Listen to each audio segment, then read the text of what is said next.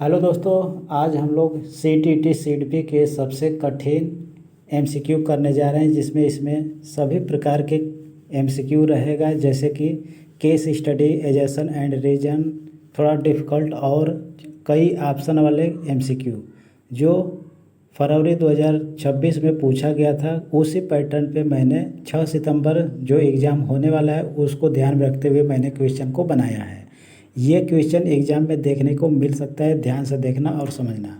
तो चलो स्टार्ट करते हैं क्वेश्चन नंबर 1 से। क्वेश्चन नंबर 1 जो कथन और कारण वाला सवाल है, इसमें कहा जा रहा है कि सीखना सामाजिक अंतःक्रिया से अधिक प्रभावी होता है।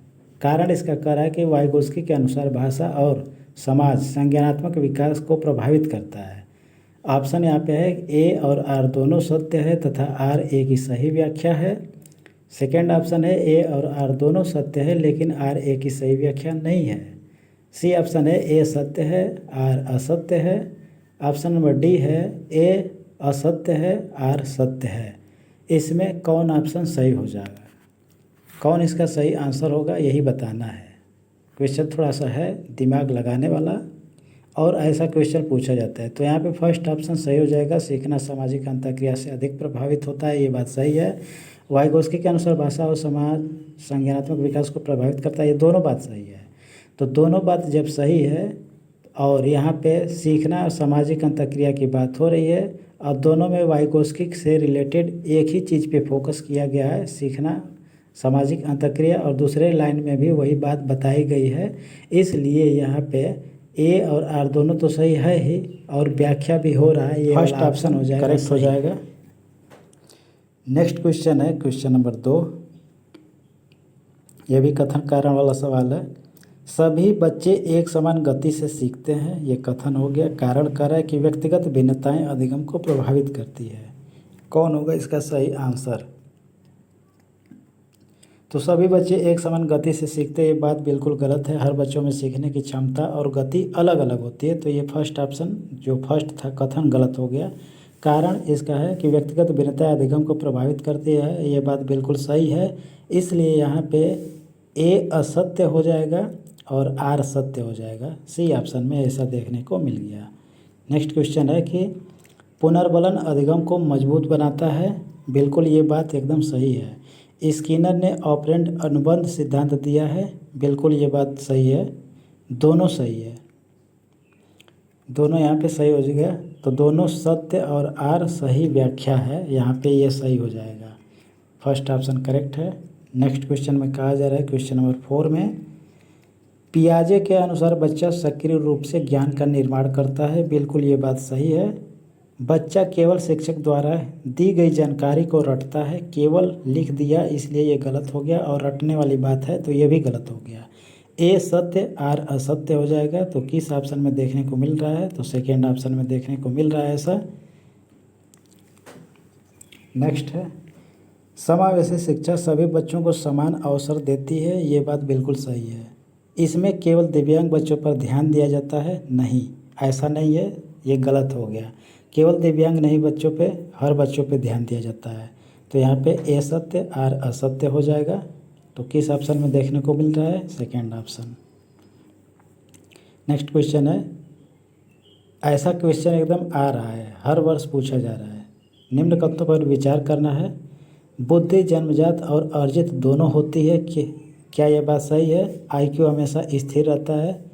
वातावरण बुद्धि को प्रभावित करती है, ये बात सही है या नहीं? तो बुद्धि जन्मजात और अर्जित होती है, बात सही है।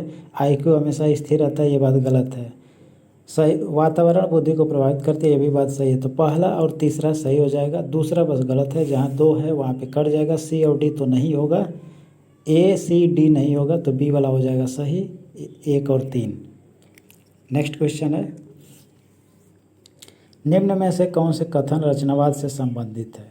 रचनावाद से संबंधित कौन है? बालक सक्रिय शिक्षार्थी है, ये बात सही है। ज्ञान का निर्माण अनुभव से होता है, ये भी बात सही है। शिक्षक केवल सूचना देने वाला होता है, ये गलत है, तो तीसरा गलत हो गया। सामाजिक अंतःक्रिया महत्वपूर्ण है, ये भी सही है। तो 3 जहाँ जहाँ है वहाँ तो कट जाएगा। तो पहले में 3 है, दूसरे में 3 है और सी में 3 है, तो पहला इसका सही 1 2 4 हो जाएगा सही।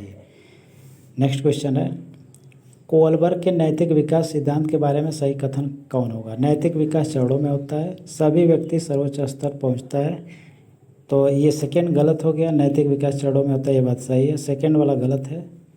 नैतिकता सामाजिक अनुभव से प्रभावित होता है, बिल्कुल ये बात सही है। तो 2 कट जाएगा, 1 और 3 हो जाएगा सही। सेकेंड ऑप्शन में ऐसा देखने को मिल रहा है। नेक्स्ट क्वेश्चन है, सीखने के संबंध में सही कथन कौन है? अधिगम व्यवहार में परिवर्तन लाता है, बिल्कुल ये बात सही है। अधिगम हमेशा अस्थायी होता है, क्या ये बात सही है? नहीं, गलत है, सेकेंड ऑप्शन कट जाएगा। अभ्यास अधिगम को प्रभावित करता है, तो बिल्कुल करता है। 2 गलत है, बाकी सब सही है, 1 और 3 सही हो जाएगा। पहले ऑप्शन में ऐसा है, first option is correct. Next question, निम्न में से कौन से गुण सृजनात्मकता से संबंधित है? मौलिकता, प्रवाह, कठोरता, लचीलापन, कौन सही है? सृजनात्मकता की बात कराए तो कठोरता इसका नहीं होगा, तो 3 नंबर पे कठोरता रहे तो कठोरता को हटा देना है, 3 हटा देना है, बाकी सब सही है। तो बी सी डी में 3 दिख रहा है, तो बी सी डी तो नहीं होगा, तो ए इसका सही आंसर हो जाएगा। 1, 2 और 4 इसका करेक्ट आंसर हो जाएगा। ऑप्शन नंबर फर्स्ट में ऐसा देखने को मिल रहा है। मैं यहाँ पे लिख दूँ 1, 2, 4 कम से कम, तो यहाँ पे फर्स्ट ऑप्शन करेक्ट हो जाएगा। मैं इसको काट दिया हूँ, ठीक है। नेक्स्ट है अगला क्वेश्चन। अगला क्वेश्चन यहाँ पे है, एक शिक्षक कक्षा में बच्चों को समूह में कार्य करवाता है, बच्चे एक दूसरे की सहायता से कठिन प्रश्न हल करते हैं। शिक्षक केवल मार्गदर्शक की भूमिका निभाता है। यह उदाहरण किस सिद्धांत से संबंधित है? व्यवहारवाद, रचनावाद, प्रयत्न एवं त्रुटि, अनुबंधन सिद्धांत। तो जब कोई भी बच्चा जब समूह में कोई कार्य करेगा तो वहाँ पे रचनावाद उत्पन्न होगा, तो रचनावाद इसका सबसे सही आंसर हो जाएगा। सेकेंड ऑप्शन इसका बिल्कुल सही जवाब हो जाएगा, रचनावाद की बात हो रही है इसलिए। नेक्स्ट क्वेश्चन है, रवि हर बार सही उत्तर देने पर शिक्षक से प्रशंसा प्राप्त करता है, धीरे धीरे उसकी पढ़ाई में रुचि बढ़ जाती है। यह उदाहरण किसका है? शास्त्रीय अनुबंधन, अंतर्दृष्टि अधिगम, पुनर्बलन, परिपक्वता। जब किसी भी बालक को पुनर्बलन देकर सिखाया जाता है तो उसका पढ़ने का मन करेगा, उसकी प्रशंसा जरूर करना चाहिए। तो ऐसा होता है पुनर्बलन के माध्यम, रेनफोर्समेंट के माध्यम से। तो यहाँ पे इसका सही आंसर हो जाएगा पुनर्बलन। नेक्स्ट क्वेश्चन देखते हैं हम लोग। रीमा गणित के प्रश्न हल करते समय बार बार गलती करती है, लेकिन लगातार प्रयास के बाद सही उत्तर तक पहुंच जाती है। यह उदाहरण किस सिद्धांत का है? अंतर्दृष्टि, प्रयत्न एवं त्रुटि, सामाजिक अधिगम, संज्ञानात्मक विकास। जब कोई बालिका बार बार गलती करते हुए सीख रही है, तो यहाँ पे गलती करते हुए सीखने वाली बात हो रही है, तो प्रयत्न हो रहा है, फिर त्रुटि हो रही है, तो प्रयत्न एवं त्रुटि इसका सही आंसर हो जाएगा। नेक्स्ट है, एक बच्चा कक्षा में चुप रहता है लेकिन चित्रकला में अत्यंत कुशल है। शिक्षक उसे चित्रों द्वारा उत्तर देने का अवसर देता है। यह किसका उदाहरण है? व्यक्तिगत भिन्नता का सम्मान, दंडात्मक शिक्षा, रटंत अधिगम, निष्क्रिय अधिगम।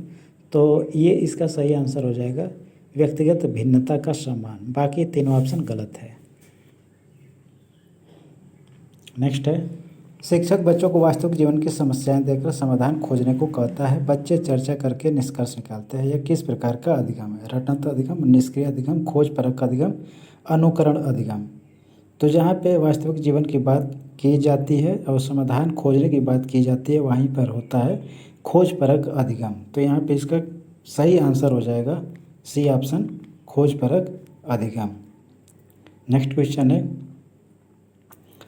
यदि कोई बच्चा नई जानकारी को पुराने अनुभव में फिट करता है तो यह क्या कहलाता है? समायोजन, आत्मसात्करण, संतुलन, परिपक्वता। आंसर इसका सही आंसर हो जाएगा आत्मसात्करण। ठीक है, सही आंसर हो जाएगा आत्मसात्करण। नेक्स्ट है, निम्न में से कौन सा आंतरिक प्रेरणा का उदाहरण है? पुरस्कार के लिए पढ़ना, दंड से बचने के लिए पढ़ना, ज्ञान प्राप्ति के आनंद हेतु पढ़ना, परीक्षा पास करने हेतु पढ़ना। आंसर हो जाएगा इसका सही वाला ज्ञान प्राप्ति के आनंद हेतु पढ़ना। सही ऑप्शन करेक्ट हो जाएगा। नेक्स्ट, निकटस्थ विकास क्षेत्र का संबंध किससे है? केवल बुद्धि स्तर, बच्चे द्वारा अकेले किए जाने वाले कार्य, सहायता से किए जाने वाले कार्य, केवल स्मृति विकास।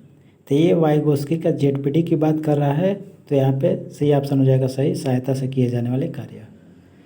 एक बच्चा कहता है यदि मुझे दंड मिलेगा तो मैं गलत काम नहीं करूँगा।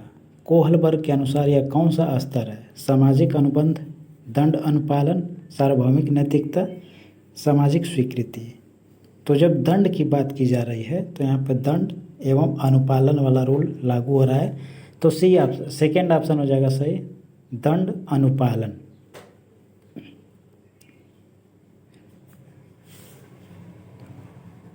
यदि शिक्षक बच्चों को प्रश्न पूछने से रोकता है तो सबसे अधिक प्रभावित क्या होगा? अनुशासन, रचनात्मकता, उपस्थिति, लिखावट। आंसर इसका हो जाएगा रचनात्मकता। सेकेंड ऑप्शन एकदम से सही है।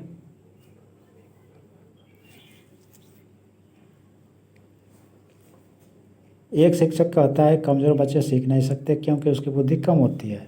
यह दृष्टिकोण किसके विरुद्ध है? समावेशी शिक्षा, व्यक्तिगत भिन्नता, रचनावाद, उपरोक्त सभी। तो इसका आंसर हो जाएगा उपरोक्त सभी। नेक्स्ट है, निम्न में से कौन सा कथन सबसे अधिक सही है? विकास और अधिगम समान है। विकास केवल शारीरिक परिवर्तन है। अधिगम विकास का एक भाग हो सकता है। विकास बिना वातावरण के होता है।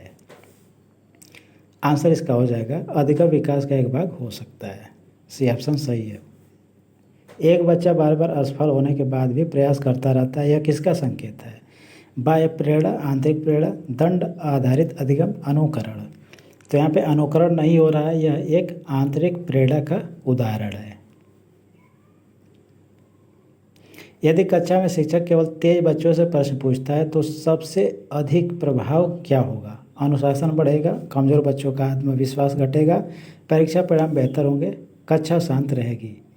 आंसर इसका हो जाएगा कमज़ोर बच्चों का आत्मविश्वास घटेगा।